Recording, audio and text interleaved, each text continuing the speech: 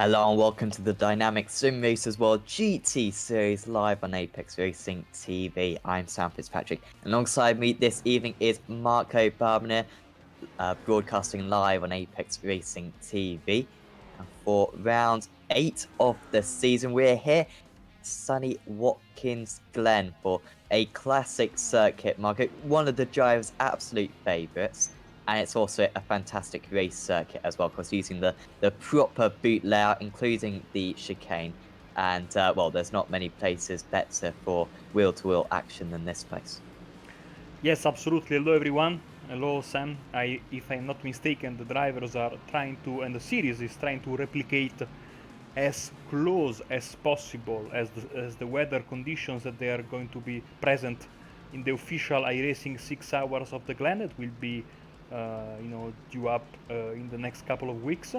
So this is like, not only a very important round of the championship, a track that everyone knows very well, but also a nice way to get in tune for that very, very important race in the iRacing calendar. It's a track that everyone loves. We are doing the boot layout, like you were saying, with the chicane. Monday and Tuesday we did the classic boot with the MX-5s. So, GT3 cars around this racetrack. It is going to be a fantastic race. And remember, that is not a prediction, that is a spoiler. So you'd better be tuned for the next 1 hour or so. I would love to say that that is a quote that I invented, but it's not. It has been Oh, invented he by said that. the great WWE personality, wrestling personality, Paul Heyman. When he talks about his client Brock Lesnar, his next match, he always says he is going to win, and that is not a prediction; it's a spoiler. I find it very, very clever every time. Absolutely.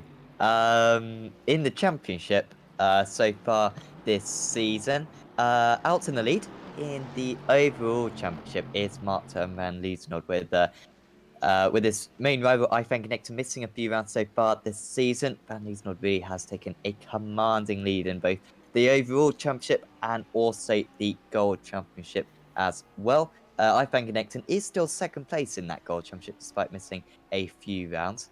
Not sure if he's here today. I'll just check in a second. Marcel van der Linden is currently in third in the championship with Marvin Amont and Lewis Ward in fourth and fifth places. Ward, of course. He got three consecutive fifth places at the start of the season, then three consecutive fourths. Fortunately, wasn't here last week, which was quite annoying, but hopefully he'll put amends to that today. Davey Witterballs is leading the silver category by quite a hefty margin as well over Jeremy Hessels, Nick Sherman, Steve Clays, and Stephen DeWolf. But we have seen in recent rounds Witterballs really being challenged in that silver category, and actually at Bathurst he decided to drop back, avoided any potential crash, and just sets with the third place. Clearly, he is thinking very much about the championship, and that served him very well so far. In the bronze championship, looking very strong for his title is David Fuller.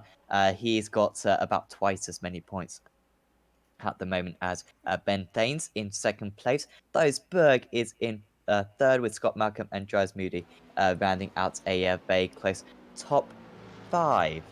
So at this point in the season, Marco, we've got a few more rounds to go. Do you see anyone maybe in the championship where you think that they could make a bit of a move up the order? Maybe haven't had superb results so far, but you think maybe could finish a few places higher than they currently are? Well, I'm expecting a lot of especially in the fight for the the silver class, because Whittables has had a lot of wins this season, but it's a very, very evenly matched championship that one. And also I'm expecting a major battle for the position down and below in the bronze class, because David Fuller is running away with the championship. uh, I don't know if he can seal it mathematically tonight. We shall hear from, I'm sure we are going to hear from Ian Roots later in the evening. But certainly, he has shown already that he has maybe, he deserves to be maybe in a higher class. So all the guys behind him, I think, want to get, the best of the rest, which is, yes, an honorary title, but also I think a nice spring into next season, where I'm sure David will be promoted at least into the silver class, and there will be the Ben Thanes, for example. We could have Dries Mujdi, James Ogden, Thijs van den Berg, Ben Llewellyn, etc., Scott Malcolm, Lee Woodburn, all fighting for that bronze class. Speaking of Lee Woodburn, by the way, I raced against him in week 13 in the official Ferrari GT3 challenge around the Nürburgring GP track, and we started side by side on the grid, and I think that by the end of the first lap he had 15 seconds over me, so yeah. That's why I'm in the commentary offense, booth. Mark, okay? That's not all down to him. I'm just gonna put that out there. No, he's a very quick driver. Is Lee Woodburn? I'm sure. And of course, it's not exactly your track, is it? Is it, Marco? Your track is certainly Sebring. That's Exactly. the winner of the Sebring 12 Hours. Yes, exactly. And like I said last week, I may be thinking about, getting out of my endurance retirement for the Glen 6 Hours because this is a pretty nice track that I really like. But because like I said many times, my partner in crime is not, now driving on a, very very uh, ragtag kind of setup in his temporary home in an hotel where he works, many miles away from home. So, yeah, he was fighting for the podium in the in the LMP2 top split at Le Mans 24 Hours. And of course, his potato Italian countryside connection failed him, and they finished Oh fourth. dear. So, yeah, it's a bit risky to try it out, especially with the potato connections we have around the country. But it's tough. It's tough for us because when I was starting there in the grid, side by side with Lee Woodburn, I was thinking, so what if I crash into him? I mean, he might ask, Oh, I don't want this guy to commentate on my races anymore. He is terrible. So I was so first corner I left acres of space. But yeah, it was not needed because Lee pulled away very, very quickly from me. So, yeah. Maybe he didn't even notice me. He was focused on getting a good result instead of overthinking it like I was doing there on the grid. Yeah, certainly. If you ever see any of us, or either of us, or any of the Apex Racing TV staff, do send us a message or something, and don't take us out because we can be very biased up here, and so you do not want to get to the wrong side of us. Practice is just ending at the moment, and we'll have a 10-minute qualifying session. It's all of a sudden got quite bright for this qualifying session. I'll just quickly check what the track temperature is. At the moment, it's not coming up with anything. I'm 36. sure we'll 36, okay. So not as bad as some of these guys have experienced. They can, of course, get up to about 48 degrees Celsius, which is very tough. Max van Liesel first out onto the track, and he was fastest in practice. Unfortunately, I thank Nexon today, and David Witzbold was actually very strong as well in qualifying. In practice. So watch out for him as well. Something that we're going to try out today is having some interviews. I say some interviews. We're going to have a couple of interviews. Two? Yes, one interview. One? Well, one interview. Well, multiple interviews with one person. Shall I say? I finally deciphered it to that, and we will have a chat with Ian Roots. We won't bother him right now, I think, because he's just setting some times. But we'll have a chat with him whilst we do the formation lap, because it is quite a long formation lap around here. Being a North American circuit, they do the full formation lap, which is a bit annoying. Because of all the IMSA races and stuff, so I assume they want to, recreate real life as much as possible. And but Ian Reeds actually hasn't scored a point so far, I believe, in the Gold Championship.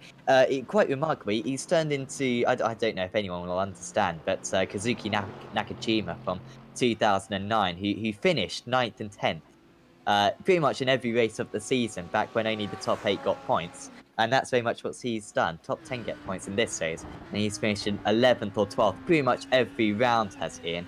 And hopefully he'll be able to better that today as the proper qualifying lap starts, and Martin van Loosenhorst will be first to set a benchmark, I imagine. Yes, let's jump on board with him. Some drivers are already scoring a time, but that is because I think of where since this is a very, very big grid, some of the cars are actually parked behind the start-finish line. So that's why they are, counting. It's more or less like the situation that we had at Imola, if you remember, earlier in the year. So let's see if Van Loosenhord is, being the dominator, certainly the favorite tonight. I think that he can have a nice pole position, but this track sometimes works just like a great equalizer. So who knows? And of course, that first lap, especially through the S's, can pose many problems to the drivers. Hopefully, it all goes smooth. Yes, anyone who's watched the BSR GT series will know that we had a couple of issues. Also, the World GT Championship as well, with some legendary memes Yeah. from round 2 of the World GT Championship. Hopefully, hopefully we'll up our meme game, because it's certainly been slacking in the last couple of months. But no, some absolutely fantastic jokes going on back then. Martin van Loosenhord about to cross the line. He will go provisional polls on this is a valid lap, and it is. It's a 44.2. That's the benchmark for the other drivers. And, well, closest anyone has got so far is Davey Witzbold, 8/10 of a second behind. And Thane's currently at the top of the bronze drivers. And, yeah, Witzbold's just being shuffled down the order a little bit, back down into 5th position. Actually, Ruben Van Buell in the BMW doing pretty well. It's good to see Van Buell actually doing well out there, Mark, representing the BMW very well. And I wonder if he's not only has the BMW maybe gained a little bit of pace in recent VOPs, but I think he's maybe getting the most out of that BMW, whereas maybe he wasn't earlier on in the season. Yes, I think you are absolutely right, and especially with the big changes we've had this season, and by how much the number of the BMW has, I would say, decreased compared in favor of the Audi, whilst the Mercedes more or less remained the same. Certainly, the balance of power has changed a bit between the manufacturers, and the BMW was certainly the second car of choice after the Mercedes last season. And now these drivers that stuck with the BMW are a little bit in a tough position, because they have less drivers to compare their times to. The Audi and I think the Mercedes are easier car to set up, and are all around a bit more balanced. Especially the Mercedes is much more balanced. The Audi is a tough beast, but if you can, uh, keep that beast under control, you can get fantastic results, as the drivers at the top of the standings are showing. Van Loosenhord improves by 0.015, so just a bit more, and he, of course, still in first position. Yeah, Bod Berlin trying to move his way up through the order, and Boland, I don't believe, improved. It's still Ruben Van Buell in second position. They could see Boland a little bit up there, because he's had a bit of a troublesome season. Strong runner-up last championship, but he's a little bit further down the order this season. But sticking with the championship well, and it looks as though he's got a little bit of extra pace in that Meraki Racing AMG today. And G Hopley next drive to cross the line. He is currently in 9th place for the R8 team of Meraki Racing, which is a bit confusing. Stephen De Wolf, good qualifying for him at the moment, up in 10th now. And yeah, times coming in left, right, and centre. Currently, of course, pole position. Martin van Loosenhord, top of the silver drive. Steve Clays currently ahead of David Witzbold. Another strong qualifying for Clays, and David Fuller, as we've become accustomed to this season, leading the way in the bronze category, and currently in the top 10 as well, repeating his very strong qualifying performance back at Sebring. pretty much everyone coming back into the pits now. I think, Marco. It's a similar situation to F1, where you have 2 stints. You set 2 laps on each stint, and pretty much everyone does the same thing because it's pretty tight to get all 4 laps in. I don't know because usually during qualifying, I'm getting older and I don't watch qualifying almost anymore. But Oh, I don't know if so. I don't follow social media live during qualifying. But are people demanding for a return of the old 60-minute qualifying format because ugh. that was terrible. That was so People want bad. change as they always do. I don't think I've ever seen someone say 60 minutes was good, eh? But apparently they are going to change. Ross Brawn has said how they're going to combine the current system and the elimination qualifying, which horrendously failed. And they're going to Oh, try to implement that for 2021. But he's been very vague about the details at the moment. I wish I forgot about the elimination qualifying. That was quite unique, I have to say, and unique in a bad way, not in a good way. Oh, absolutely. The one thing that I found very strange was that only in the final few years of the full 1 hour, 12 laps format, teams really started to game that system because up until the mid to late 90s, they were the minnows started first and then the laps started to come in, but it was like in the you know early 2000s, especially 2002, I remember, which I think was the final year with that particular Yes, it qualifying was. format. Yeah. Like for the first 30-35 minutes, no one would go on track. Not even the Minardis would go on the track, and the people started booing and booing, and it was yeah. So I mean, it happened very very suddenly, and it also with that system, then when they changed to the new system, there was the problem of especially the elimination qualifying. They had when to apply the 107% rule that was removed and then put back again. The only Grand Prix I saw live, the 107% rule, made a casualty. There was one less Minardi at the San Marino Grand Prix in 2002. So, but yeah. I remember that format being very unpopular, but give it a few years of television and everything can be back to being popular. So, like people are sharing, and it's fantastic. The video of Kubica and Massa, I think, fighting it out in Japan, 2008, I 7. think, 7, yeah. Yeah. And then they forget that that season was one of the worst in terms of on-track excitement Was it? and a lot of Because, penalties. The championship was fantastic, went down to the wire, but the yeah, races great were narrative. so boring. Like it was either a McLaren domination or a Ferrari domination. Couldn't get away from it. As qualifying is over, checkered flag in the air. Let's see who improves. Yeah, absolutely. Oh, 08 was a much improved season. But yeah, that was the last. 07 was the last season that I didn't watch, unfortunately, seeing that I was 6 at the time. Joe's just playing in their final lap. It looks like Martin Van Luzenhorn is going to take pole position, but only by a narrow margin, unless he can absolutely knock it out to the park on this last lap. If he doesn't improve, then this might just offer some hope to some of the drivers. But we'll see if he can get back into the 43s, and in fact, I think he's come back into the pits as I think he just saw the Marco model. I think I'll go and call it because I'm sure that's how he waves the flags when he's out at Vallelunga. Maybe not quite as frantically I as think David I'm Whitspell's. Very the frantic on laziest that side. flag waver in the world. Oh, Oh, in the wall. wow! He was Well, he's pushing made very it hard. into the pits. So Chris Miretza.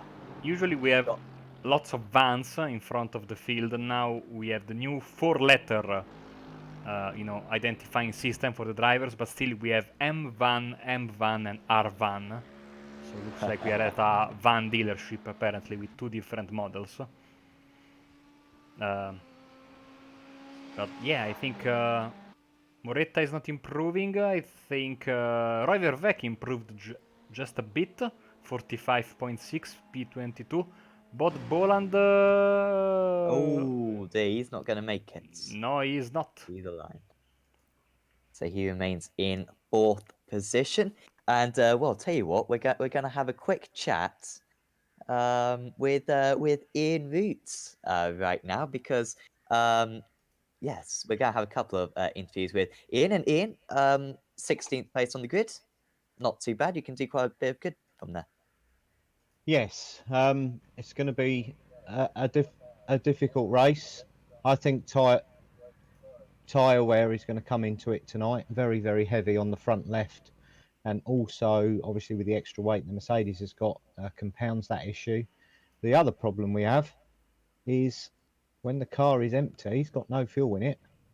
You got to stay off the curbs because you set it up for the fast uphill section, but it don't like the curbs when it's got no fuel in it. So, yeah, staying out of trouble and see how we go. Absolutely. 34 degrees track temperature at the moment. You can assume it's going to rise by up to about 10 degrees later on. What kind of conditions have you been practicing in this week? Yeah, about 30 to 35. I know I'm okay with a full tank. It's as the tank starts to empty, that's when the problems begin. So expect excitement when the tanks are empty before the pit stops. And we're expecting to pit somewhere between 22 and 24. Right. Okay. Well, certainly bear that in mind. And I'm not sure if you have scored any points so far in the Gold Championship. I think you've just missed out. I thought you Um, might bring that up. yeah.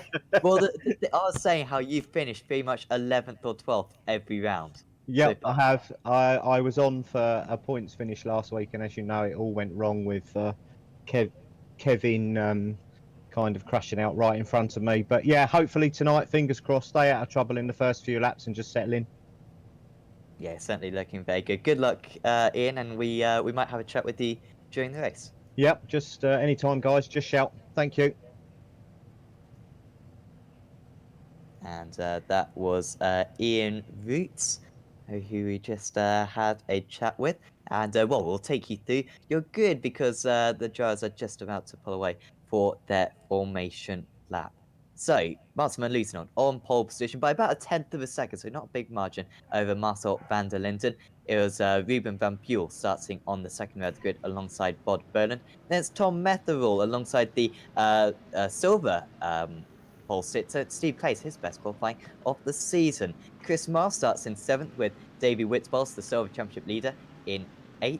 Then it's Chris Muretta, Dion Phillips rounding out the top 10. Then it's the leader in the bronze category. Another fantastic qualifying performance from David Fuller in 11th overall. Then it's Seb Herbert, Stephen DeWolf, Andrew Hopley, Nick Shermans, Ian Roots, who we just had a chat with in 16th place. Then it's Ben Thanes, Ronald Moons, Gregory Ranks, and Kevin van der Sleek rounding out the top 20. Behind that, it's James Hobden, Roy Verke, Robbie Canduff, Ewan Marshall, Jeremy Hessels, Guys Moody, Kevin Boland, John McConville, Lee Woodburn, Stu Musselwhite, Theisberg, Ben Llewellyn, Stephen Castrop, and hopefully we'll also have Lee Deemer, Scott Malcolm, and William Bush taking to the grid. I believe those drivers may either missing qualifying or having a grid penalty.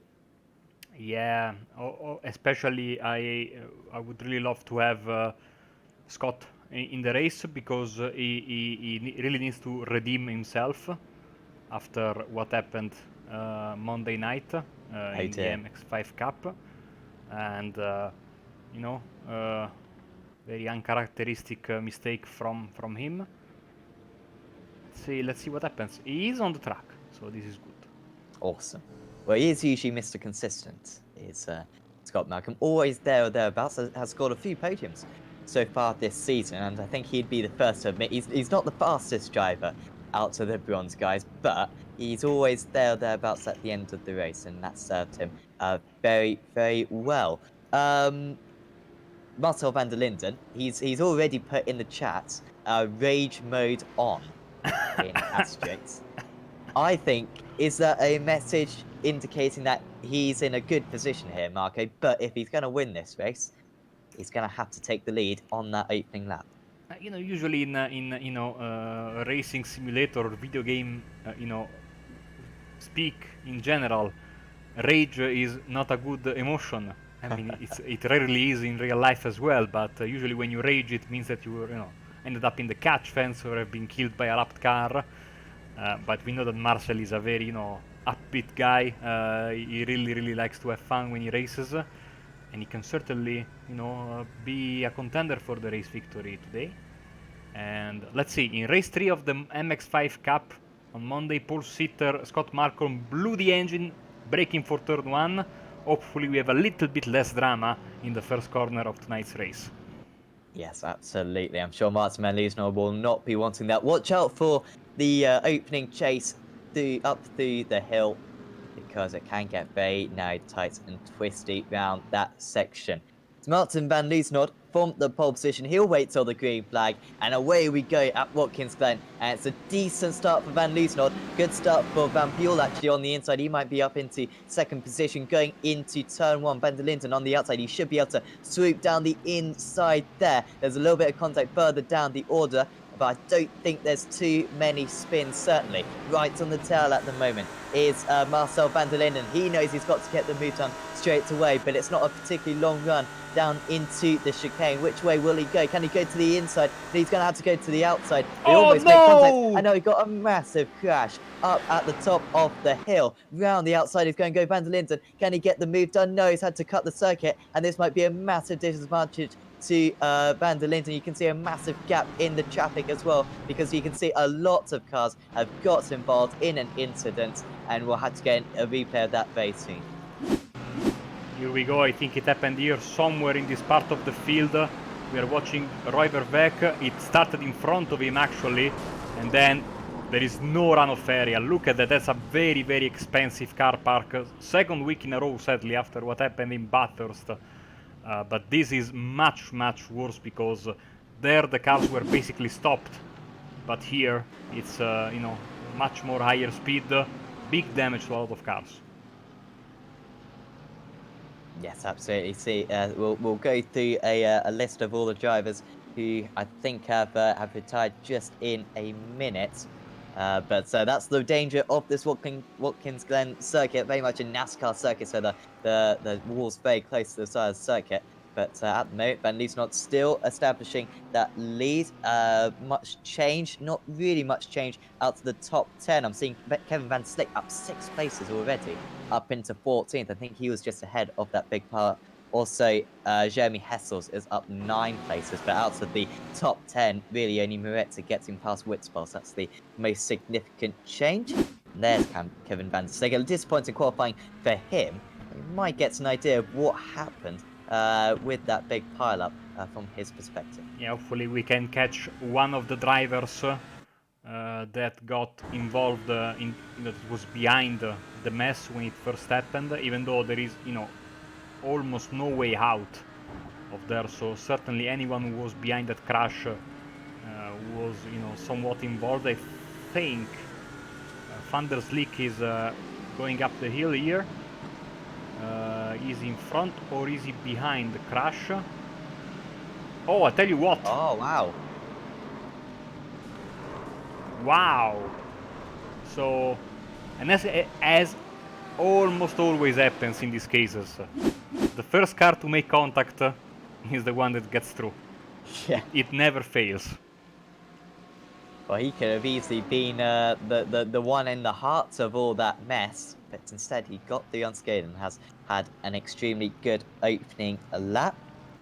Just looking back at it now, and yeah, just 3 cars didn't go into one. They all just rebounded into one another.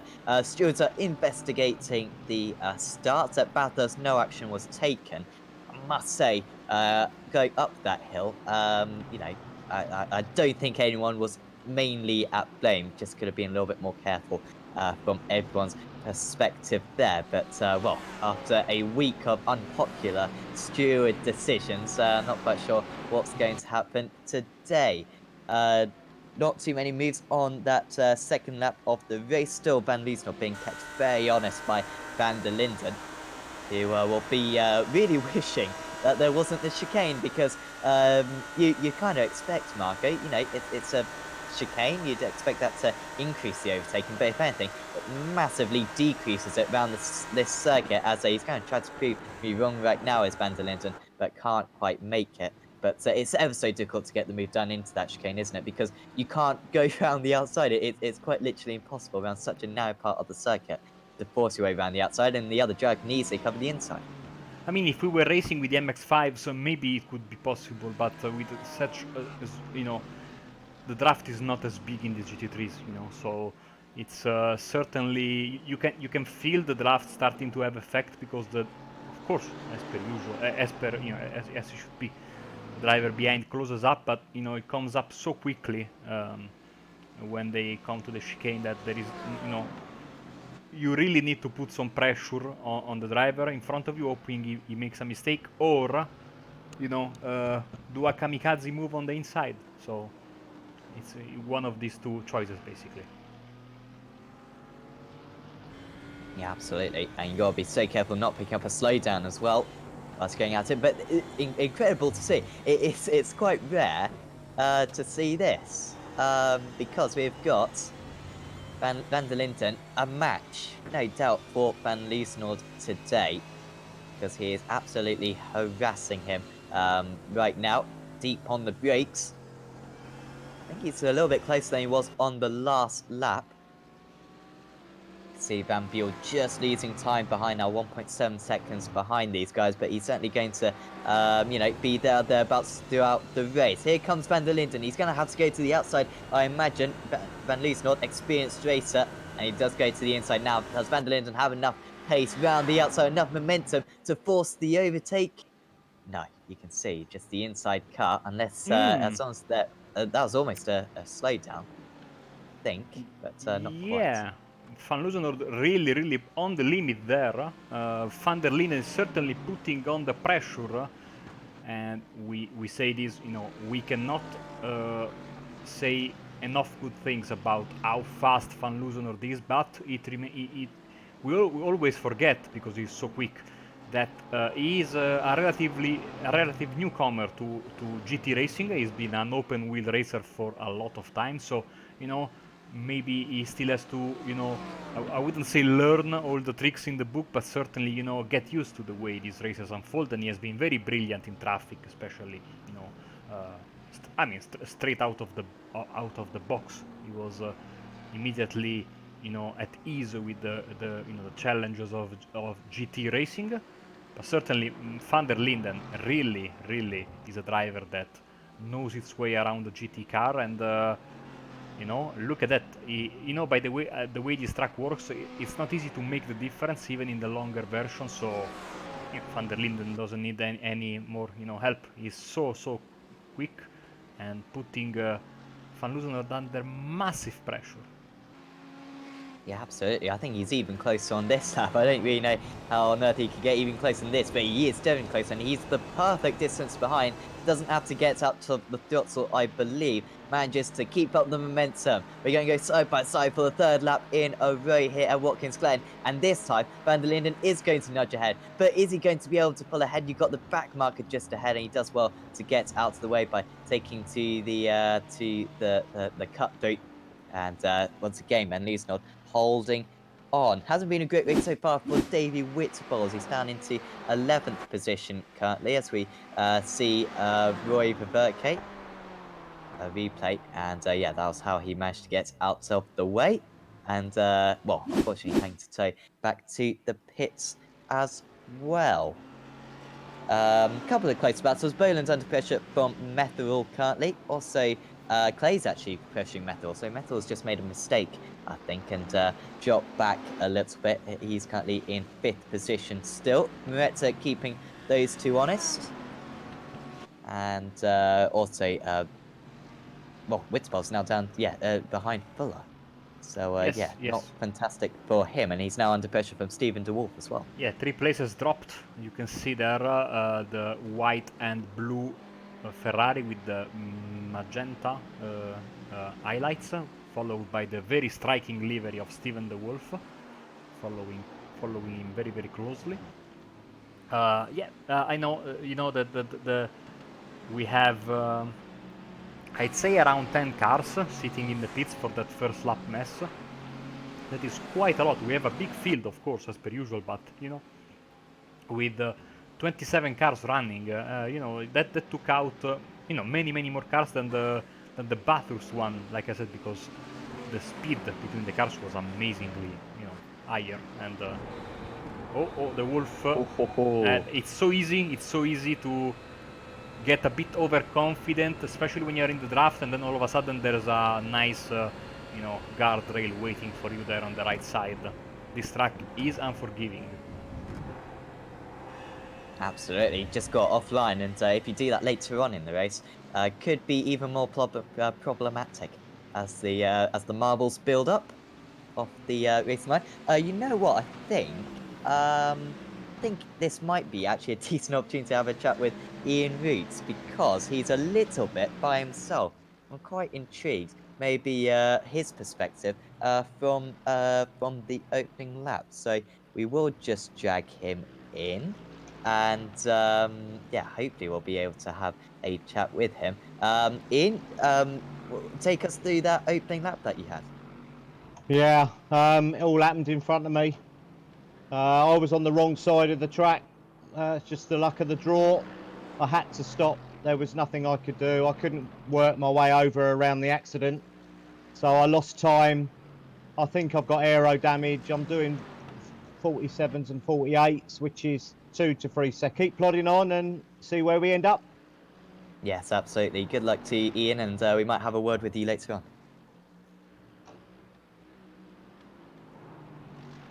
So yeah, Ian Reitz, very much not the luckiest man in the series whatsoever.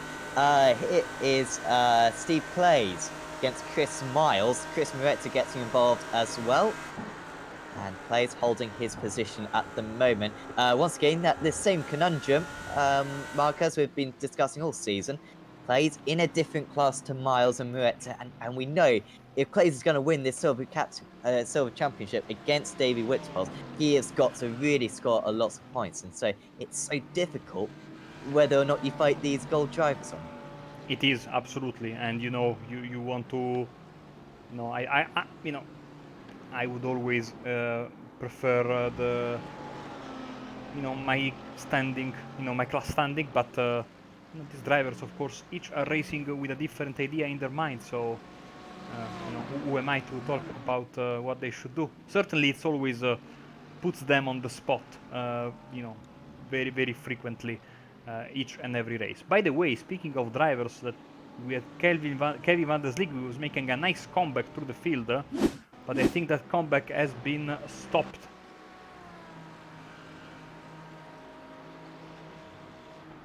So he's coming through the bus stop. He went very wide. He rejoins. So, oh no! Oh dear! And that was one of the Nomad Sim Racing, William Bush. That was very unfortunate, and you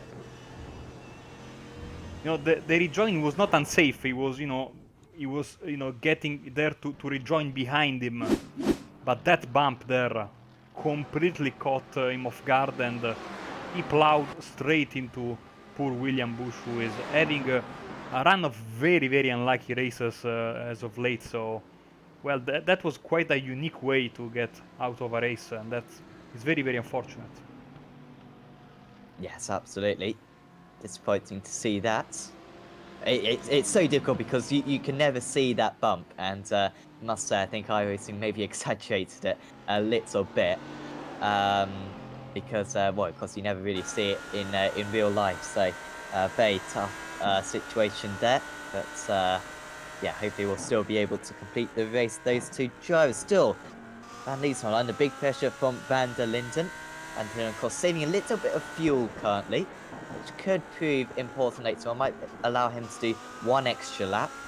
Of course, with the traffic element of them lapping some cars later on, it's you don't necessarily want to go one extra lap. It's all just what pockets of air you are in on circuit. With a few retirees so far in this race, that might just help them in that traffic issue. 4 tenths of a second across the line, and on that last lap, Van der Linden was 1/10 faster. You can see he's not really getting any closer. He's just holding that margin at the moment, and it's a surprisingly difficult track to overtake this when you have the chicane.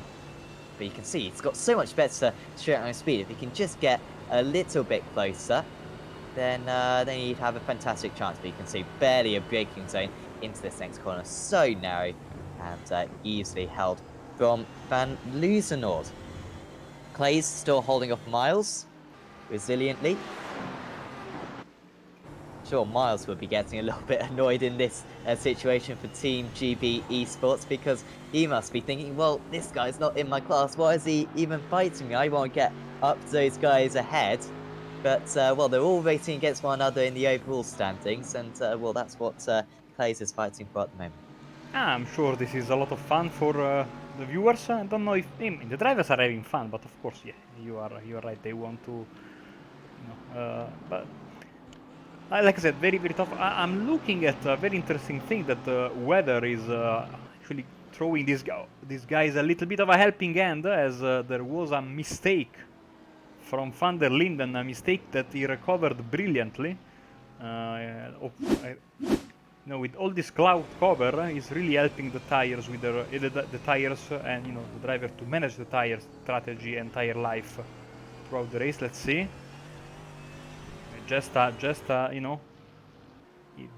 It was not much, but it doesn't take much to crash, especially like Ian was saying, later in the race when the fuel tanks will be empty. That kind of mistake might be much more costly for one of the drivers. Yeah, absolutely. He's going to get alongside this time is Van der Linden. As the great Murray Walker once said, one thing is catching, overtaking is a whole nother thing.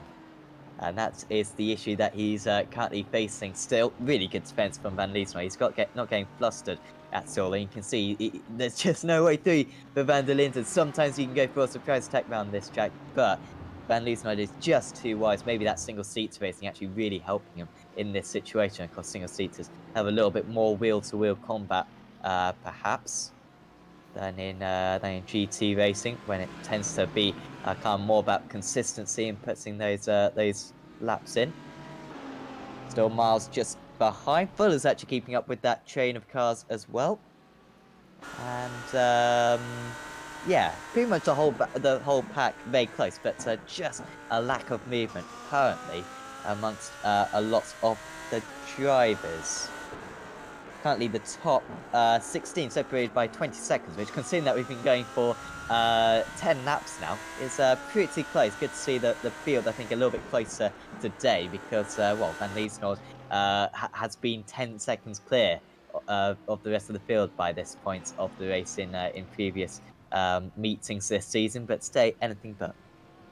As the sun peaks from behind the clouds once again, so that is going to, raise the track temperature once again. But we are seeing a lot of changes. It gets overcast and back to sunny, then overcast, now back to sunny again. And also in practice, weather has been quite different than compared to the qualifying session, where it was very very sunny. So certainly an interesting race in front of us. We have 18 minutes left, 18 minutes on the clock. This fight here continues, and I mean, every time Van Loozener comes out of the bus stop, I think this lap is going to crash, because he really is on the limit. At the very least, he looks on the limit there, using a bit more of the curb than Van der Linden, but he always seems to be able to come out of that particular corner very very stable, very very safe. And then after seeing what happened to Van der Slick, I'm doubly more scared every time he goes near that curb at the exit of the bus stop chicane. Yeah, absolutely.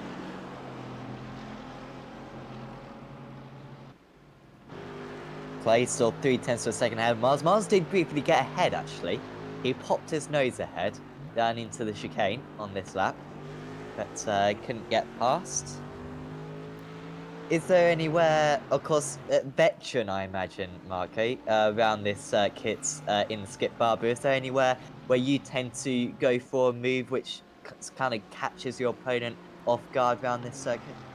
I think I have never raced with the skip barber around this racetrack. Really? It's I would have thought shocking. this would be a classic No, Skip it's not. Barber circuit. Okay, to quote the manager Jose Mourinho, if I speak, I get in trouble. No, all jokes aside, the skip barber community, which is in a bit of a, little bit of a chaotic situation with the new tire model and some of the leaders, moving aside, they have a weird, obsession with extra long racetracks for the skippy. So, the longer it is, the better it is. So you get every time Spa, Nordschleife, all the long tracks in the rotation. There is a rotation, but it always seems like these super long tracks always find a way in the calendar. I think there has been Watkins Glen a couple of seasons ago, but I didn't race that particular season. So yeah. But if you want, we have raced Spa hundreds of times since I've been on iRacing, and I absolutely love doing Spa with the skip. It's strange that they'd pick long circuits, considering that in real life, because they only do club circuits. But well, there you go. Well, we did Sebring Club last season. It was a lot of fun. Yeah. Yeah, it was. Well, I imagine they'll be using the new Silverstone one. Either the Sebring, sorry, Sebring. I misspoke. Sebring Club. Basically, it's a bit of the Sebring infield. Yeah, with the access roads linking. The middle section of the Sebring 12-hour racetrack. Very weird, lots of fun. Ah, yes, I raced that in the BSR Radical. No. Speaking of which, I think that we can expect anytime soon to have the debut of Silverstone on ApexRacingTV. Hopefully, one of our series will be there soon. I still don't own the track, by the way, so I will, So my feat of having all the road courses lasted a couple of weeks. Now I am once again one short.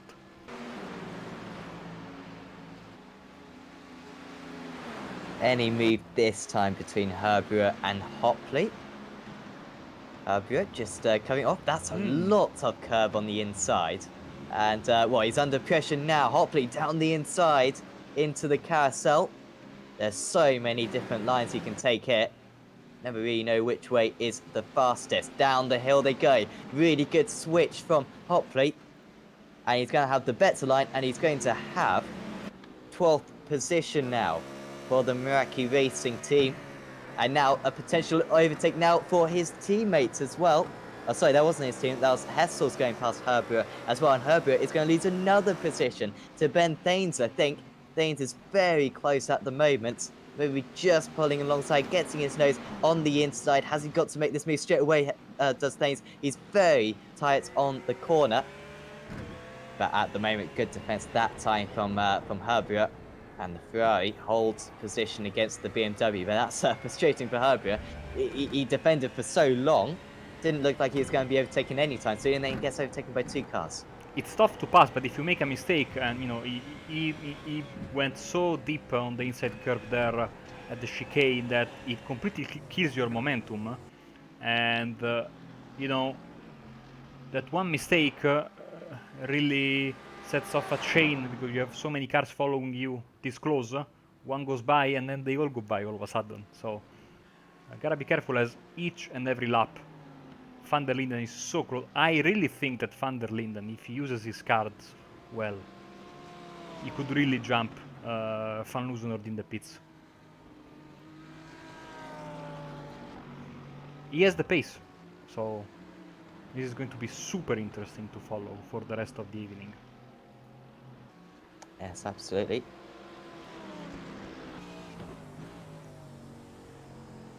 So just spreading out a little bit actually now. Well, Phillips has just dropped a bit of time. and off the back of these guys. So maybe Clay's, now that he's not defending quite so much, is able to pull away a little bit. Oh, you took that, you can see. It's very close still. And just waiting ever so slightly. These guys only 11 seconds off the podium at the moment, despite all their fighting that they've done. Meanwhile, Ruben Van Buell in third place has just been completely by himself, which kind of makes you think how much closer they'd be if they weren't fighting one another. But well, I think Clay's probably been maybe made even faster with that pressure. Knows that he's got to keep his intensity high. David Fuller still leading the bronze race. Still leading the Bronze Championship, of course, looking for his 7th race victory of the season, this round 8 of the championship. The only race he didn't win was at Sebring, where he disconnected from the session, was leading the bronze race at the time as well, and actually was doing very well in the overall, I believe running in 10th position overall as well. Running 10th place today as well. So looks like it's going to be another Sam, race win. David is a fantastic driver. He's really showing some promise, but winning at Sebring, it's never easy. No, yeah, you got to be good to win at Sebring.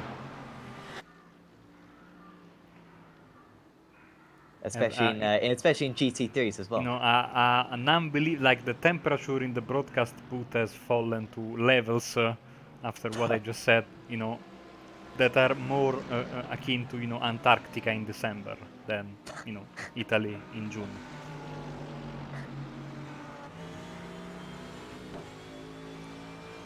Miretta. Try. Did Miles? No, sorry. I'm being. I thought Miles got ahead of Miretta there, but no. Miretta trying to get the move. Van der Linden made the same mistake again, I think. The few laps ago, the same thing.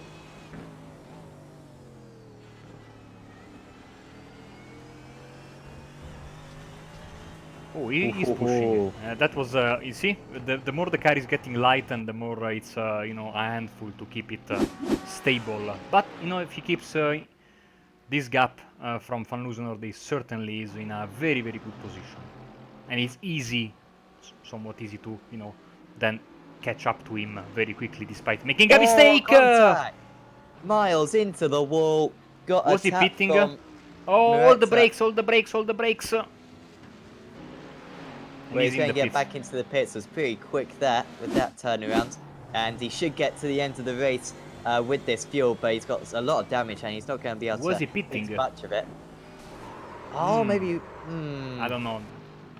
I think he'd be tighter. I think we're taking just an ultra-slight line, not that line. Even though it was actually a very good pit entry line, because you can see he kind of squared off the corner. You know what he may have done? Because he was getting held up. It may have been a wise decision. So Miretta lost out in the end to Phillips. So I said how Phillips was dropping off those two. Well, he was in the perfect place at the perfect time. Has been waiting in that train of 4, at the back of that train of 4 from the whole race. And all of a sudden gains 2 positions without needing to change his racing line one bit. He's going to have to change his racing line a little bit here, though, because under pressure from Ritz. And this means that Fuller is now up into 9th place. Witzfels into the top 10 as well. Yeah, so, that was very unexpected, as we see some drivers starting to jump into the pit lane with almost 30 minutes on the clock, which means, of course, almost 30 minutes to the end of the race. Situation at the front of the field. We haven't talked about Dion Phillips a lot, but he's having a very nice... Oh, look at that. Marcel van der Linden, fastest lap of the race. 44.7, 2/10 faster than Martin van Loosenhoorn. So, as Chris Miles has jumped back to the pits after pitting. So his race goes from bad to worse. He's here at the carousel. That car has got some massive damage and he just decides to park it. Very, very unlucky. Absolutely. Have we seen much of Miles this season? Just looking at the championship now. Chris Miles. Oh, I must be blind. But I don't think we've seen much of Chris Miles. so far this season. So hopefully he'll be back, and it's good to see a good representation from Team GB so far this season. With also David Fuller, of course, in this car, and a couple of others as well. Van der Linden, 6/10 of a second behind. So he dropped to about 9/10 of a second behind. And I think that was maybe why he made that mistake, because he was pushing so hard to kind of get back a gap. Often when you're sitting behind someone in the slipstream and you suddenly lose that slipstream, you panic. You're thinking, well, can I make up this gap? I've made a mistake. I've got to make up for it straight away. Got to get back into that slipstream. Otherwise, this guy's going to pull away from me. Maybe just pushing a little bit too hard, but he's certainly showing the last couple of laps, particularly that last one, he set the fastest lap of the race, that he's got the pace to keep up with Van Liesnoord fair and square on that last lap. Van Liesnoord nearly 1/10 of a second faster, but you can just see slightly into the slipstream zone at the moment, Van Liesnoord, although he struggles a little bit coming out of turn 1. All of a sudden the gap approaching 9/10 of a second once again.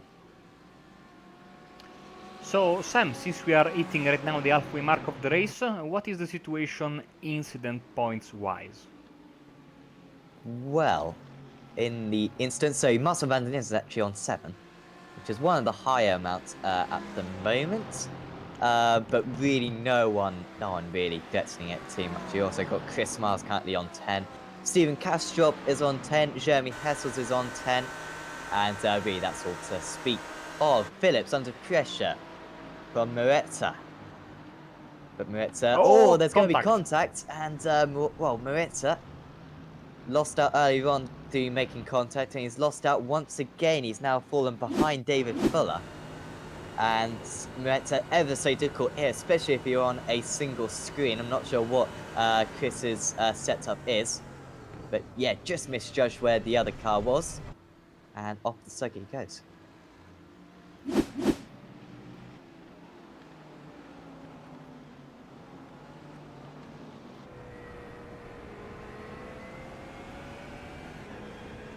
Andrew Hopley looking to get past Davey Witzbells currently. Witzbells not with a fantastic start, but he's very much steadied this ship since then.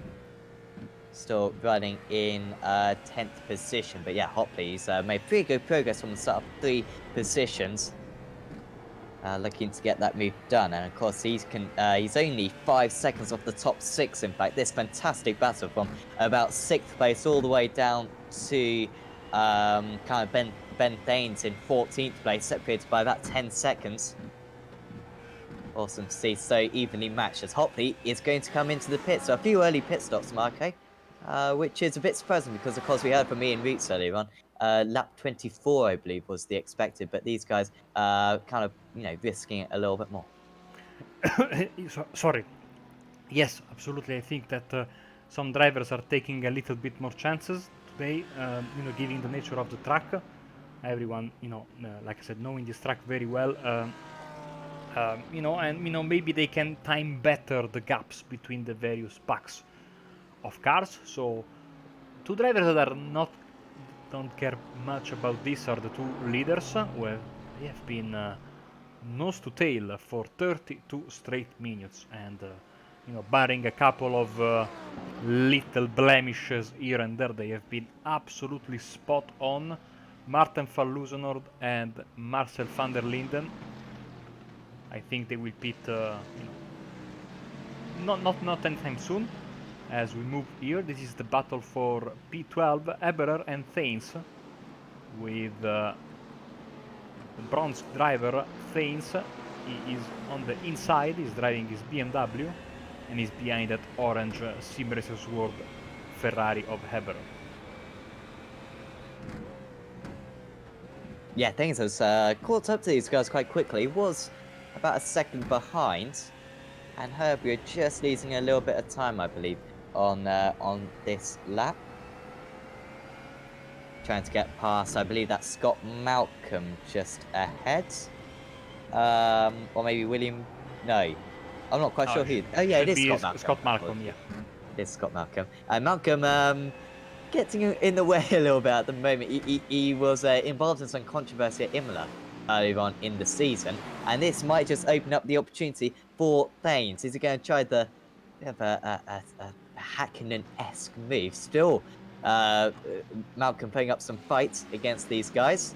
Thanes will though go down the inside, and that little bit of momentum that he did have very much stopped right in its tracks. Martin van Lutenhold being caught rapidly by Van der Linden. He's been caught by about 0.4 of a second just on this lap. 2 tenths faster in the first sector, so clearly a mistake from Van Lutenhold. And Van der Linden keeping him honest, still saving plenty of fuel. And expect these drivers in within the next 5 minutes or so. Expect them to go as far as they possibly can. Traffic, not too much of an issue today. Really, the next car up the road, I think, is about 20 seconds ahead. So they're not going to catch him by the time they come into their mandatory pit stop. Seeing on the screen the gap between Van Luzenord and Van Buel, especially lap after lap, and it's a steady gain of around 1 second per lap, more or less. Only 3/10 on lap 18, as now Van der Linden gets the fastest lap of the race. So these two are pulling away from P3, but Van Buel is very happy, I think, with his third place. The only thing that he needs to start to worry a bit, because Bob Boland his personal best, 45.1, almost 3/10 of a second gained over Van Buelen. It could be a nice fight for third place. Yeah, Bowden was under pressure from Methanol earlier on in the race, but very much drops him off his back. Those two are teammates, actually, so probably working together, might even split the strategy. Gregi Vranks into the pits.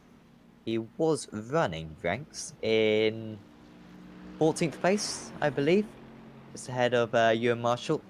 Maybe a bit of a roll of the dice here for Vranks to catch up to that pack just ahead. Really, not too many other battles going on currently. Also got Hopley versus Muscle White, although even that one, Hopley's already come into the pits. So quite yeah, not a proper results dependent battle, that one.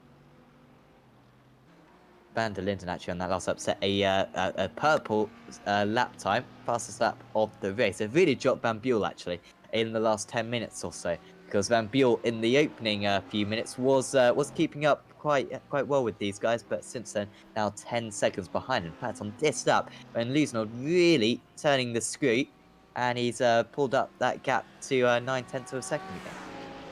Let's see the comparison in this 21st lap. Yes, much quicker. See the gap has been so close over the past 5 laps. 0.23 gained by Van Luzenhold seems like quite a lot, and in fact it is, given the balance that has been very, very, fine, the margin between these two drivers, as we are already entering into the last 20 minutes of the race. So as per usual, it is really flying by this race here, as the situation with the pit stops, by the way, is that we still have quite a significant number of drivers in the top 20 that have still to come and go from the pits. So certainly all to play for in the top 20. We shall see many of these drivers come in and have a clearer idea in a few minutes time of where each of the driver is and for which position he will be fighting for come the end of the race. Yes, absolutely. At the moment, the silver class victory looking very strong for Steve Place. He's still up in 6th position overall. Remember, held on so well earlier on in the race, even when he was under big pressure from who was it? Oh, it's Chris Miles, of course. He was under big pressure from, managed to hold him behind, and now quite a comfortable 6th place, 1 second ahead of Dion Phillips. And also David Fuller looking very strong in the bronze category. 2nd place in the bronze category is Ben Thanes, who's about 10 seconds behind the race and championship leader. Thanes still trying to get past Herbert. Quite a contrast of cars, this, the Ferrari and the BMW, because the BMW is about a third the size of the Ferrari and has very much different strengths. The Ferrari very good down the straights, the BMW good through the corners. And around this Watkins fan circuit, you tend to want a little bit more down the straights. Maybe that's a really good braking ability of the BMW. Maybe not proving so kind of pivotal around this circuit that the track tends to flow quite a bit. You don't tend to have big stops. And things so frustrating when you're in a lower powered car, as a really wide there goes Herbert. Frustrating for Thames because they just cannot quite make that overtake at the moment down these long straights. And you can tell that there is like 1 or maybe 2 generations different between the two cars in terms of GT3 because yeah, they are quite different from one another. As we have a nice view of the camera stand there. So mistake somewhere from Van der Linden, and he is now dropping maybe at the worst time possible, Sam, because now that the pit stops are coming. He is really, he cannot afford to lose all this time to Van Loosener, but he's doing so, and he keeps losing. Did he miss time his pit? Because it's almost like he was saving fuel to make it to the end or something like that. But he's in. He didn't make any mistake, he didn't go wide, etc. So he tries the undercut now. Let's see. Van Loosener has absolute clean air in front of him, behind him. He can push as hard as he wants. I'm expecting him to come out, very soon, maybe even this lap, and should be at this point in front of his rival, because he's dropped back, quite a bit in the past lap or so. Yeah, it wasn't a stellar lap from Van Loosener, a little bit faster than he's been doing so far this race. It was only about half a tenth off his best lap of the race, but clearly a mistake from the driver running in second position, Van der Linden. As Van der Linden now ahead of Witterbols. Now, will Witterbols fight this? There's no point in Davey really fighting this one, to be honest. And well, he does the wise thing there, lifts out, and even gives the flashing of the lights very much.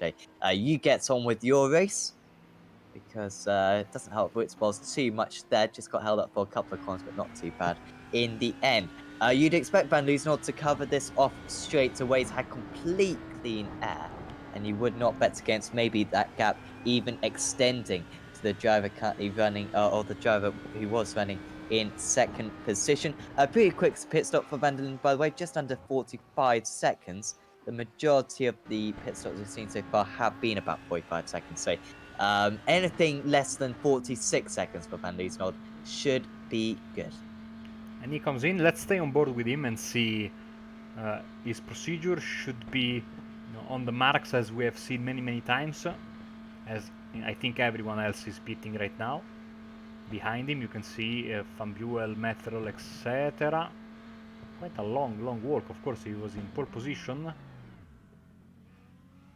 perfectly on the marks, and now the wait that seems so long every time, it's the same for everyone if you put the right fuel. But Steve Claes gets the honor of leading one lap. In, out for Van Loosener. Comes Van der Linden. It's going to be... It's a little bit closer. Thought it was going to be much more in favor of Van Loosener, but it's not. So we still have a fight on our hands in this final 15 minutes or so of the race. Yeah, absolutely. I said less than 46 seconds he was going to be fine. It was 46.6 seconds, and he still had enough.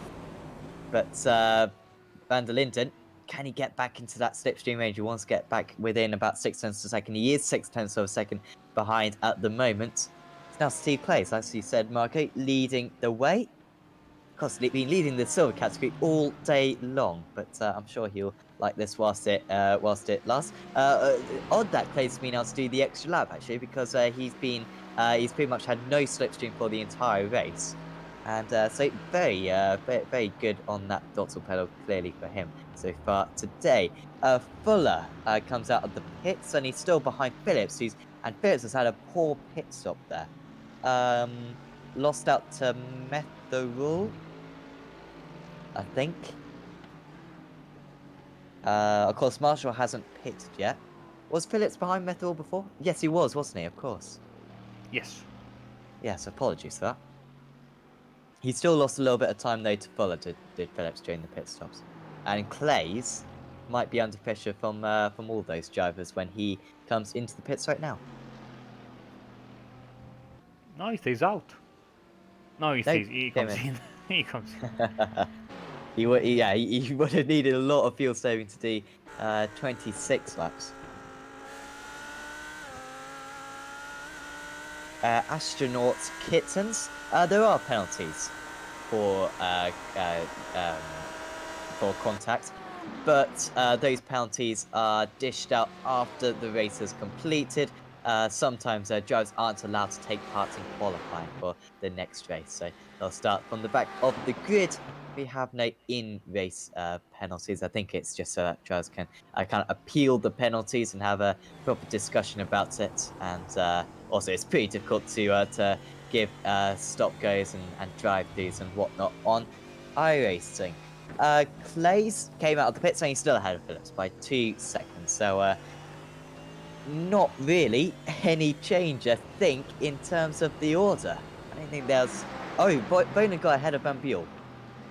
So Boland has got ahead of Van Buel. Van Buel pitted on lap 24, so a couple of laps ago. 1 lap later than Boland, and had a pit stop about 2 seconds longer, and he's now 2 seconds behind. So nice work there from Boland to get up into the podium positions.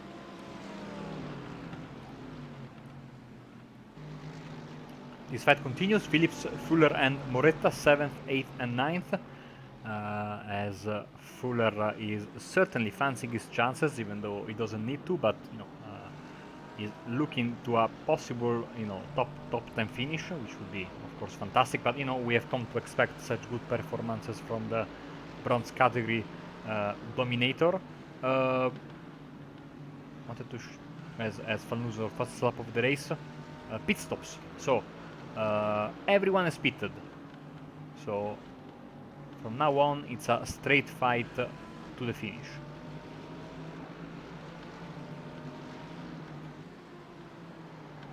Having to deal with the traffic now. That is Scott Malcolm just ahead, who clearly hasn't pitted. He pitted on the opening lap, I think. Hasn't pitted since then. And getting out of the way this time, unlike he did earlier on. Moretta very close to Fuller, but just backing out of it for now.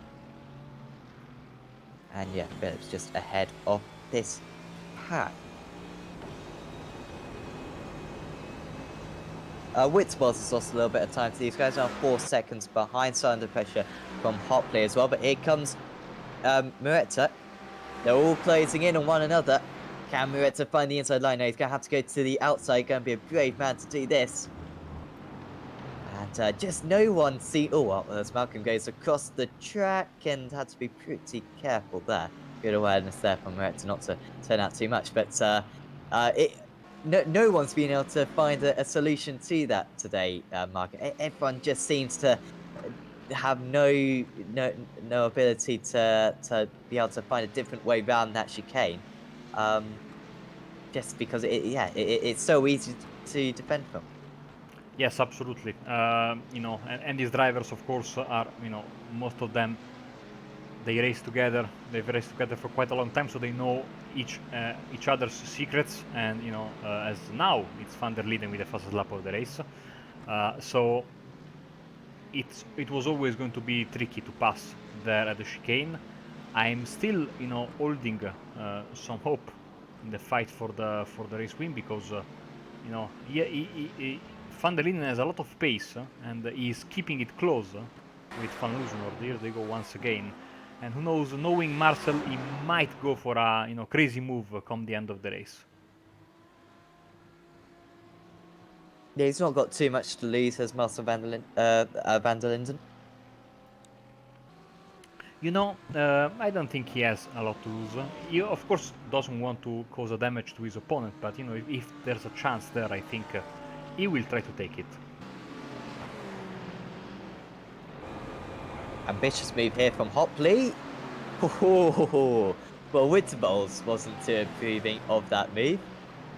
He's been waiting all race long for a move, and well, he gets half a chance. That's one of the most difficult corners on the track to overtake. Well, Witzfalls came across quite suddenly there. Very fortunate not to have a big collision as we did on the opening lap, of course.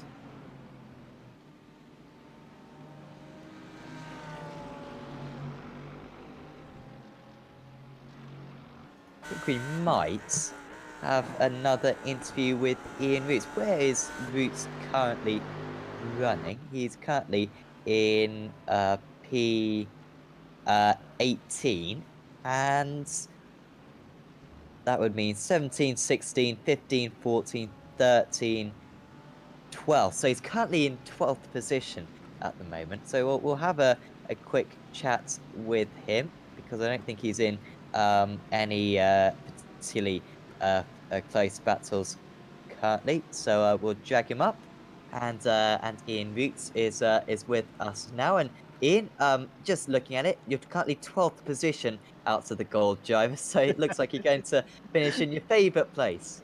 Thanks very much, Sam. Yeah, I think 18th is as good as I'm going to get tonight. I think, obviously, I don't know if you guys noticed, but I made the undercut on Lee on the pit stop phase. It was the only way I was going to go by him because I'm so down on top speed.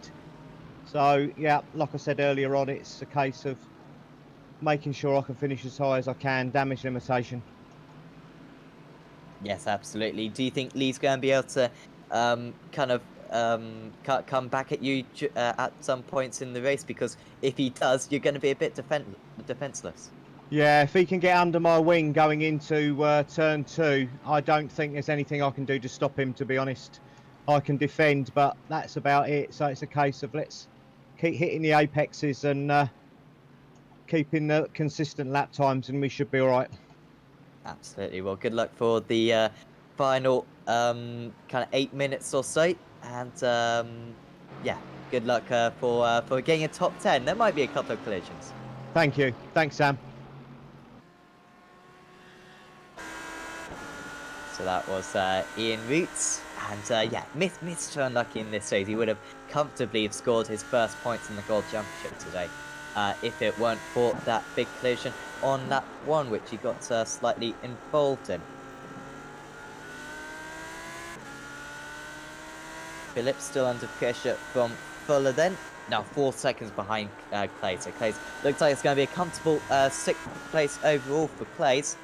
And a victory for him as well in that silver category to back up his round 7 championship as round 7 win as well. Didn't win any of the first 6 races, but it looks like he's going to make it 2 on the trot and close that margin down to David Witzfalls. Would also go from a joint third in the championship to a clear 2nd as well. So it could be a very good day for him.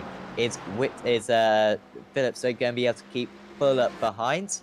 Fuller's usually been pretty conservative so far this championship, hasn't made too many enemies. And it looks like he's going to stay behind once again, the 333 car.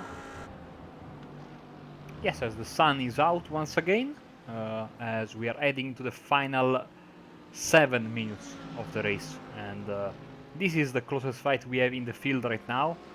Phillips, Fuller, and Moretta. I'm very surprised that Moretta's car is holding on that good after that big hit he had in the final corner a few laps ago. Because you know that was quite a significant bang with the rear end of Chris Miles, if I'm not mistaken. So he's holding on. You can see he's got damage on his hood. You can jump on board with him. You can see the damage, but it's not as bad as I was expecting it to be. Yeah, he'll be thankful of that.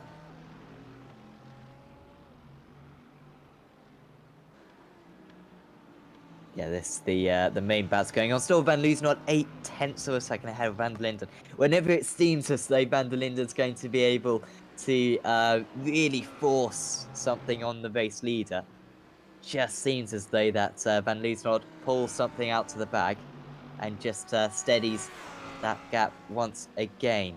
It's been a very mature performance, a performance that we haven't seen too much of today, of this season, Marco, but Mats van Liesel, of course, he's got the pace and he's also got the mental strength as well, because to be harassed as he has done for the entire race and not put a single foot wrong for the entire race so far is quite remarkable. And usually we have seen in the past, in the races where he has been under pressure, someone usually his opponent then made a mistake somewhere, and and Van Loosenhoorn then ran away with the victory. But not the case today, because Van der Linden has always been there, and when you are 1 second, 1.2 back like he is right now, it's super close. You know that if you are Van Loosenhoorn, a mistake is going to be impossible to recover.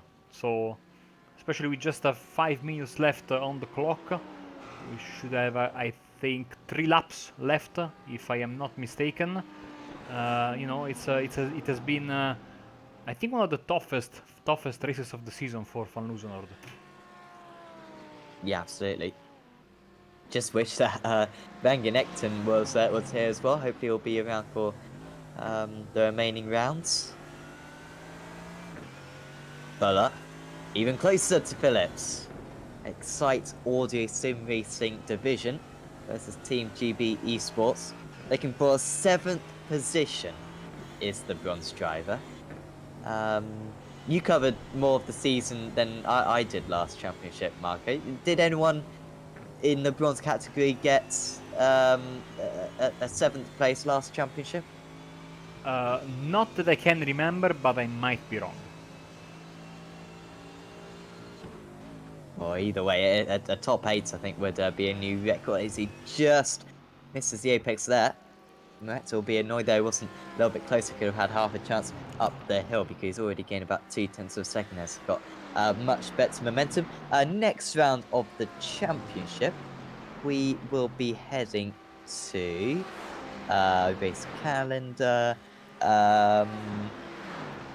Zolder, Circuit Zolder, where many of the drivers met up in the last couple of weeks. Absolutely fantastic that the Simracersworld community is that close knit. That's I think about 15 of the members joined together, and that was very good. So visiting that circuit, and well, fantastic circuit for these GT3 cars. Maybe a little bit similar to this, where overtaking again isn't going to be the easiest thing in the world. Yes, and one of the flagship tracks of the championship, together with Spa and Brands Hatch, always on the calendar. So certainly, the home race for a good portion of the grid being in Belgium, and also for the sponsor DynamiXX is going to be their home race. So certainly a lot of expectations, as Van der Linden made a mistake just a bit ago, dropping down to 2.2 seconds. I think he says, let's bring it home, 2nd place will be good. He did everything he could, but Van Loosenhoorn has been just too quick today. Yeah, absolutely. Oh, more than quick, too consistent. He has been absolutely, even when put under massive pressure, Van Loosenhoorn has been absolutely impeccable tonight. Yeah, Van Linden managed to get alongside as well a couple of times, but it's rare that you can put your nose ahead of the other driver, but never really. There's nothing regretful about this race for Van Linden. It's not as though he can think, oh, maybe if I did that, the outcome could have been different. He's absolutely given it his all, and hopefully he'll be able to maintain this push for race wins all the way to the end of the championship. The track temperature, by the way, dropped a little bit. I said earlier on how it would gain, but despite this being about 10 in the morning, approaching 11 in the morning in Sim, the track temperature has actually decreased by to 28 degrees, just risen back up to 29 degrees. It started off at 34, but that's just the kind of the clouds moving about across the circuit. But rare to see it decrease this much. And of course, it's so difficult for these drivers when the grip is constantly changing along with their degrading tires as well, to keep up to date with what the track underneath them is really like. But certainly a lack of mistakes today, being very impressive from the drivers. Also, well, it's a bit late for me to tell you this, but there's a link to the live timing in the description of the video, but with 5 minutes 1 minute left. I apologize, it's a bit pointless. So speaking of which, let's see. Martin van Loosenhout is here, so I dare I say this is the final lap of the race. You might be correct. You know what? It's going to be really close, and he's pushed it a couple of times as Martin Van Loosen. He seems to absolutely nail crossing the line with about 5 minutes of the hour to go to force us to go to one more lap. We know that he's got enough fuel on board because he actually had a longer pit stop than pretty much everyone else on circuits. I'm looking down at the map, and really no one else had a longer pit stop than him. It was certainly about 2 seconds longer than the fastest pit stop, but still pretty long in comparison. So he can definitely do that extra lap. Maybe Marcel van der Linden put less fuel than others. This is going to be the last lap, though. He's not going to force an extra lap once again. And Martin van Liesnold at round 8 of the championship. Didn't win at Laguna Seca, but he has been perfect since then. He's going to take his 7th race victory of the season. Martin van Liesnold wins at Watkins Glen. Marcel van der Linden pushes him right to the line in 2nd place. Bod Boland will round out the podium. Steve Clays up in 6th position currently. It looks as though he is going to take a stellar 6th place overall for Racecraft Esports Silver, the 213 car. You've also got just 5 seconds behind David Fuller. He's still on the tail of Dion Phillips, but here comes Clays coming out of the final corner. He's going to take his 2nd race victory of the season and reignites his championship challenge. Steve Clays wins the silver category. And David Fuller is going to make it 7 out of 8, just as Van Loosenholt did. He wins the bronze category in his 333 car between Phillips and Moretta.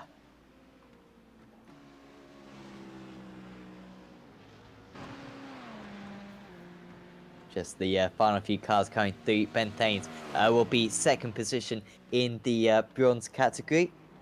Ian Roots, we've had a chat with a couple of times. Unfortunately, it's going to somehow be 12th position once again. He cannot catch a break, got involved in a lap 1, as many others did, to be fair, and many others weren't as fortunate as him and had to retire from the race, but he will finish in 18th place overall and 12th in class. Also, I think Ben Llewellyn finished 3rd out of the bronze drivers, but he's already crossed the line. He finished 1 lap down. So everyone is home safe and sound as we give us, some shots. I haven't done this in a while. The slow motion for the race winner, and of course you can see behind him is the 2nd placed car. Almost a parade of 1 and 2 Van Loosenhout and Van der Linden. Let's get the final race results on the screen right now. Yes, so it's Martin van Liesnold, apologies.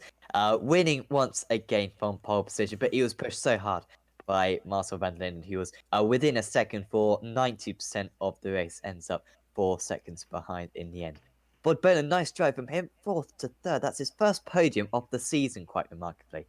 Was getting podium after podium last championship, but that's a much better performance from him today. Ruben van Buell, another solid 4th place. Tom Metherall pushed him hard near the end in 5th, with Steve Clays, the winner of the silver category, in 6th. He was quite clear in the end of Dion Phillips.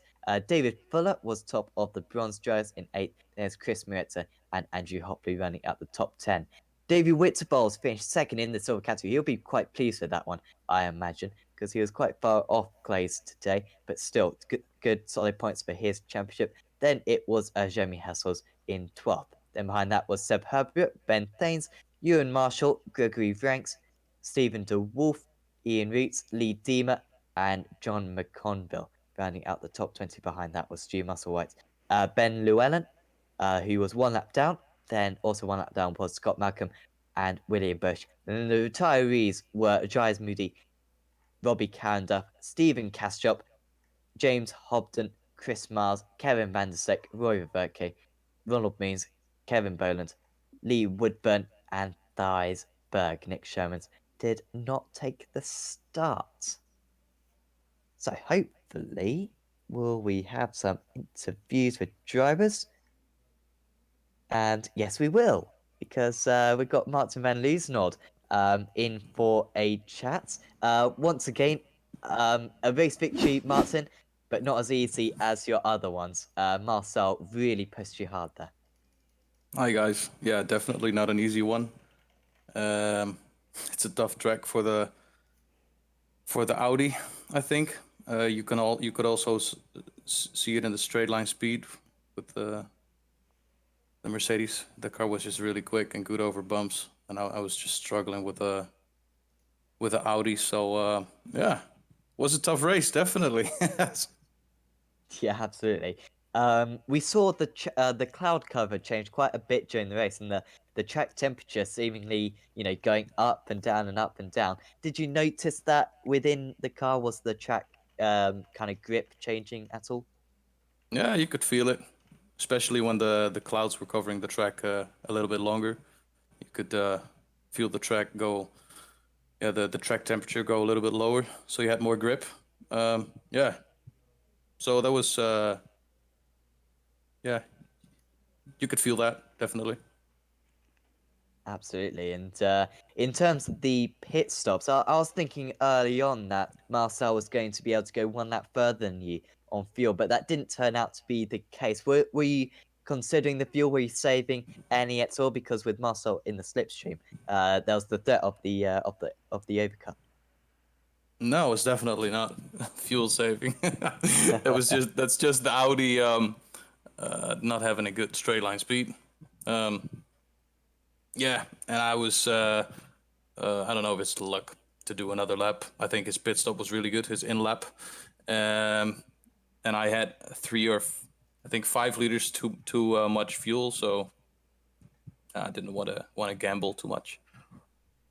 Yeah, absolutely. Been good to chat to you, Martin. Is there anyone you'd like to thank? I would like to thank you guys for covering the series. I would like to thank the team and all the sponsors. Thanks, Martin, and we'll see you next week. See you later, guys. So, Marco, who do you fancy having a chat with now? Let's see. Well, it's quite a long list of Steve Clays, I'd say. Keep.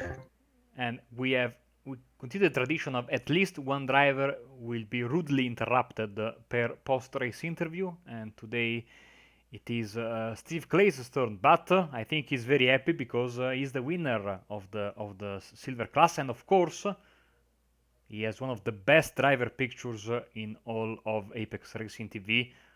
He certainly did it right with the, driving suit, helmet, and transparent background. Steve, congratulations for all of this. Good evening, Sam and Marco. Yeah, I'm quite happy with the result. Sixth, I think it's my season best, and first in silver. But it was not very easy.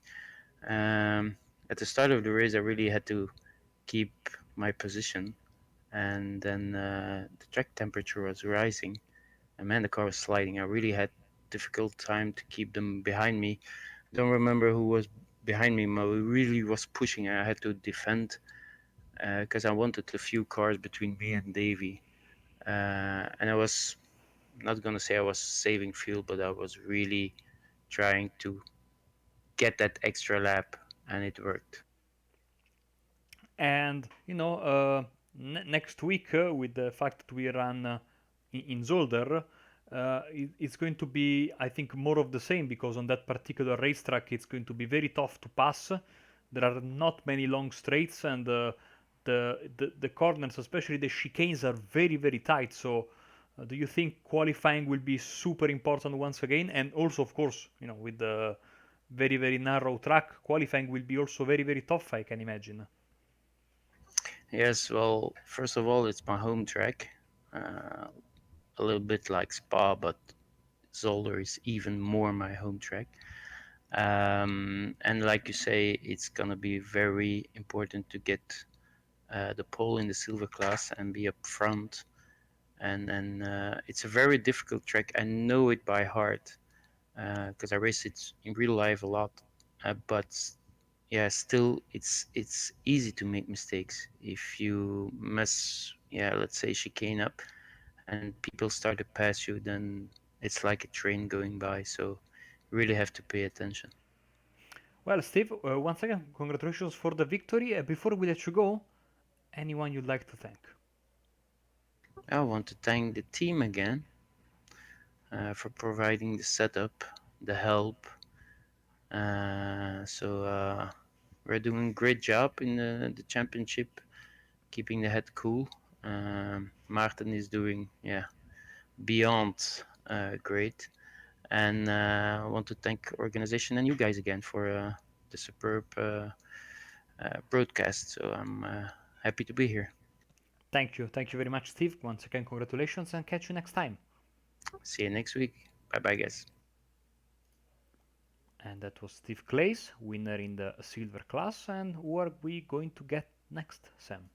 Well, I think saying that we've talked to the the gold class winner and the silver class winner, we've got to have a chat with the bronze class winner. And once again, I don't think you even need to watch the race to know who won the bronze class today, because David Fuller has made it 7 race wins out of 8. And David, that looked good fun. You're pretty much in a battle for the whole 60 minutes. Yeah, it was good. I tried to keep it clean at the start. For some reason, Watkins Glen is like a disaster on that first sort of S section and then the straight. So I was speaking to Chris over the Chris Miles over the Discord. I was just saying keep right, like the whole time, because obviously I could see what was happening around him. We both came through clean, and then yeah, it was just, I think it was a 4-car battle in front of us, which Chris was part of. So I was just sort of enjoying the view, really. Yeah, absolutely. You really benefited kind of when those instants kind of kicked off, but it was ever so difficult to overtake today. You were sat behind Dion for quite a bit of the race, but we saw up and down the field just drivers ever so close to one another, but no one really being able to force the overtake. Yeah, I think it shows the balance of performance is pretty much spot on. Dion was quick in the last sector. He was quick out of turn 1. I was closing in and I was fast. I think I was faster in the bus stop, but it was just too risky. And to be honest, I was concentrating on Chris behind us as well. He had been in a couple of tackles, so if he had actually thought myself, if he gets close, I'll let him go and then see what happens between him and Dion and maybe pick up 2 places or pick up Dion's place through a crash or something. But I thought, yeah, sorry, I'll go for it in the end. Yeah, absolutely. And next week we head to Zolder. Do you think your car will do well around there? No, it's going to be horrendous. It's going to be left in the pits because I'm going to be in Mallorca, sitting by a Ah, pool, dear. Oh, watching wow. I'll be watching your broadcast, and I'll be hoping that Ben Thanes crashes. Sorry, Ben, but so yeah, Well, I'm missing the fortunately, next 2. right. Well, you got a 100-point lead, so you can't be caught in the next 2 races. Yeah, I was having a I probably shouldn't have, but I was having a look at the points and trying to work out if I win tonight, would I be safe for the rest of the season? Because I know we've got 2 drop weeks, so that'll be next 2. So I think there's only 2 more weeks after that, or is it 3? Would be 2 more weeks after that. So I think you must have won. I think. Well, it's not over till the fat lady sings, so we know Yes. what me luck's been with the PC crashing. So yeah, I'm not going to say anything. Not until those boots are on my feet. Yes, absolutely. It's all about the boots. The boots are very nice. For me and Davey with the bottles, it's all about the boots. It's all All we talk about. Before we let you go, David, is there anyone you'd like to thank? Yeah, you guys, as always. Ian for obviously hosting the whole session. I think he had a bit of bad luck that race as well. And Chris, my teammate, it was going to be his best result, but he just seems to have no luck whatsoever in this series. He probably would have had a top 6, I would have thought. He definitely had the pace for it. So yeah, thanks to Chris. Unlucky mate. Thanks, David, and we'll see you in a week. 2 weeks. 2 weeks. 2 weeks. 3 weeks. 3 weeks. So it'll be 3 weeks. Yeah, you're right. Yeah. Oh Yeah. dear. An age away. Well, Unless somebody's. at the very least, somebody's- I'm expecting you to comment live during the streams, especially if you Yes, are, give us some poolside or pointers. beachside, Yeah, seaside, yeah. whatever, or enjoying a fine dinner. You Definitely. have save some Apologise time if for there's- us. Apologise if it's a bit slurred. Thanks, guys. Cheers, David. We'll see you. See you soon. Bye bye.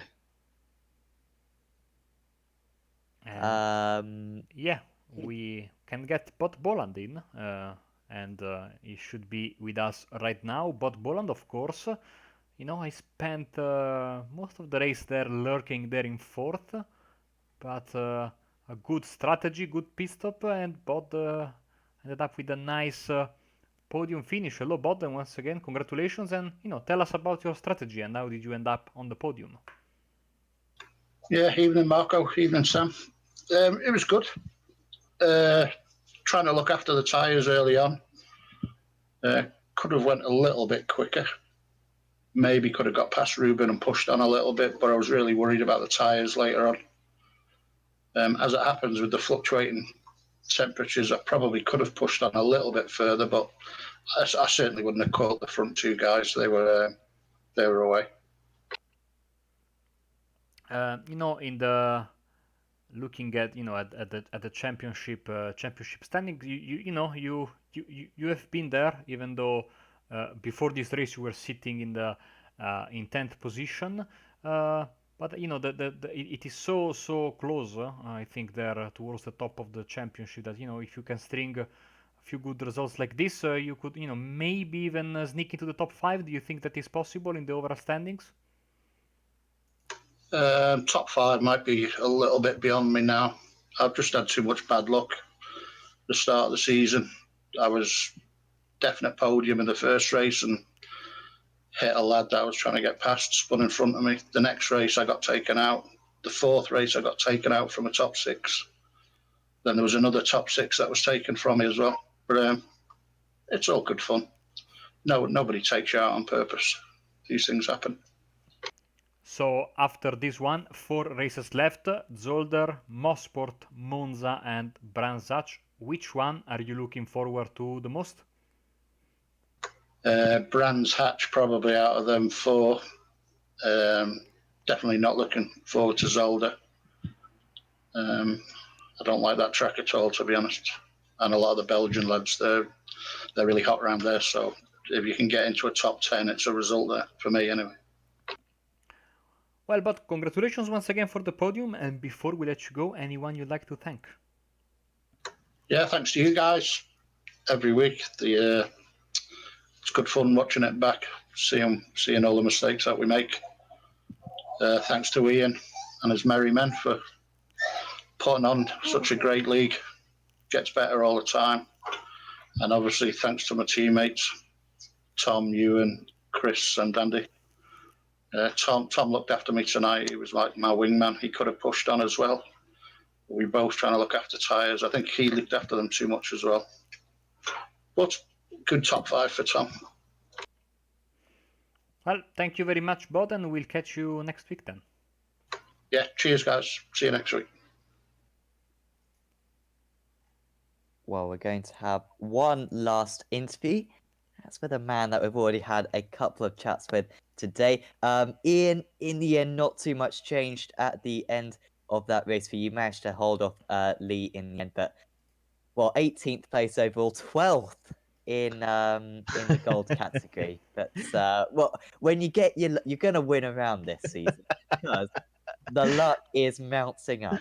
Yeah, it is. I've just been so unlucky in the last 4 rounds. It's not going in my favour at all.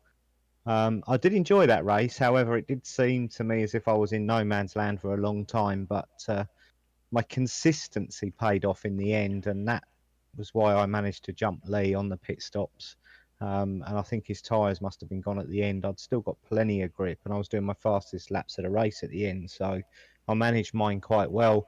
The most frustrating thing tonight was after lap 1, I was 15 seconds off of 17th, and on lap 34 at the end, or whatever it was, I was 17 seconds off of the back of the pack. So, and that was with a damaged car. If I'd have had a good car and avoided that mess in the first lap, then the top 10 again was easily achievable, I think. Yeah, absolutely. But next time, Zolder, did you go to the meetup? I organised it, of You course I went. organised it, of course. Of You course did. I went to the meet. Yes, it was a fantastic weekend. I think we had 22, I think, guys turned up in the end for the weekend. Fantastic evening, and barbecue, beer. It was 28 degrees, I think, as well on Saturday night. We couldn't have wanted for a better weekend. It was fantastic, and it will become an annual event now. So, yeah, next year, who knows? Absolutely. So I guess you'll know the circuit pretty well, or at least the surrounding area as well. Yeah, definitely. I've been there before. I went there for Blank Pain in 2017. It's a great little circuit. It's very similar to Brands Hatch. It's about the same lap length. Facilities are great. People are great. The beer is great. The weather's always been great for me there, so I can't really complain. However, racing it is a different matter. It's a very, very difficult track to overtake at. And it has got obviously a few chicanes. So the opening lap shenanigans probably will be present again next week. But fingers crossed it will be a clean opening couple of laps, and yeah, we can get some good racing in. Yeah, absolutely. We wish you the best luck for that one. Is there anyone you'd like to thank before we let you go? Yeah, just for you guys tonight, obviously, kind of throwing it on you, going live in the car tonight. I do believe you said you'd never done that before. I hope it worked for you guys, and I hope the viewers kind of enjoyed it. If it works, then maybe we can grab somebody else to do it next week. So thanks for jumping on that one for us, guys. For the broadcast, obviously, fantastic again as always. But yeah, Jochen, the sponsor, and all the guys in the group, really, the admins, race control, obviously, those in race control do a fantastic job. The most difficult job, as we know. But yeah, it seems to be working very well at the moment. And yeah, cracking on to the next round. Zolder, here we come. Yes, absolutely. Good luck for that one. Hopefully, 10th place will be yours. I swear, if you get 11th place there, I'll. Oh dear. If I manage to get 10th, you're going to need to tell me, because obviously during the race it's difficult to know where you are. If I get 10th place, you will see donuts at the end. Yes. Oh, Right, cheers guys. Thank you very good much. luck. See ya. Well, that was Ian Roots. Yeah, 18th place today, 12th in the gold category. So yeah, another round finished off today, Marco. And after that, for opening lap, pretty thankful that we had kind of so many cars finish the race, because we lost quite a few cars straight away. But then the driving standards from that point onwards were really exceptional. I agree with you. As last week would have been a lot worse, this one was a bit worse than last week, like I said, but in the end, it was a fantastic race, mega battle for the win. Only the fact that this track doesn't allow for many passing spots, because otherwise I think we could have had many exchanges there for the lead of the race. Let's see, next week qualifying is going to be massively important. Track is very narrow, very flat. Those chicanes, like Ian was saying, are traps, absolutely a disaster to get there side by side. So, and especially in the first chicane, if you go wide, that curve there, I don't know, that inside curve, there's something like that. It's basically like a rocket launcher. It sends you miles in the air, destroys the underside of your car. So it is absolutely tough to get it right. As we say, thanks to Bruno for signing up, subscribing to Apex Racing TV on YouTube. By the way, it's back to week 1 in the official iRacing calendar, which means we are back with all the series that we usually cover. Thank you for joining us. Tomorrow, we're going to have the BSR TC from this track, Watkins Glen, and then sadly, it's back to Monday after this because we are still waiting for Sim Racers Asia and Euro V8 to come back. It is absolutely, I think it's going to be my first free Saturday from broadcasting in ages, if I'm not mistaken. Which makes me a bit sad because did you see the new reverse grid wheel for the Euro V8s? Oh, well, I didn't get it. That Me that's like neither. a fourth dimension or something. That. I think the spirit of Bernie Eccleston has, possessed our good friend Clyde Whiting. I will hopefully we still have a bit of time to get used to it and go through the rules. But we need. I think we will need to have some calculators, with us when the series come back for the media day, which is I think at the end of the month in Sebring. So that is going to be certainly entertaining. When it's time to spin it for the first time. So let's see what happens. But for tonight, I think we are almost done. Yes, I think so. So thank you for tuning in for today's race. Hopefully you enjoyed it, and hopefully you'll be back next week for round 9 of the Dynamic Sim Racers World GT Series. But for now, from me and from Marco, we'll say goodbye, and we'll see you next time.